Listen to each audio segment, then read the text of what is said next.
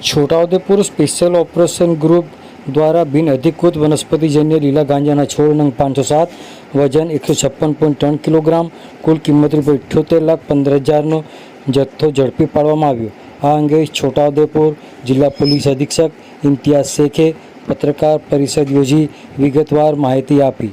આવો સાંભળીએ છોટાઉ જિલ્લા પોલીસ અધિક્ષક ઇમ્તિયાઝ શેખ શું કહી રહ્યા છે, સાંભળો તેઓના મુખે। ગત રોજ અમારા એસઓજી સબ ઇન્સ્પેક્ટર મયુરસિંહ જાદવને માહિતી મળી હતી કે પોલિયાથોર નામના ગામમાં ઉદલિયાભાઈ રાઠવા નામના વ્યક્તિ પોતાના ખેતરમાં કોઈ નાર્કોટિક્સનો જથ્થો વાવીને એની ખેતી કરી રહ્યા છે। જે બાતમી આધારે એમની ટીમ સાથે એમણે ત્યાં રેડ કરી હતી। રીડિંગ પાર્ટીના અધિકારી તરીકે પીઆઈ આરજે જાડેજા હાજર હતા।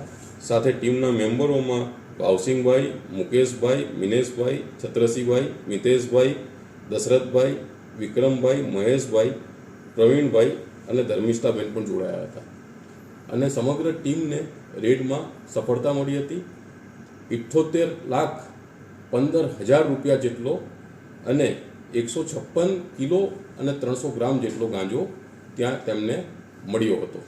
જે ગાંજાને પકડીને ઉદલિયા રાઠવાને સાથે ધરપકડ કરીને કાયદેસર કાર્યવાહી કરવામાં આવી છે।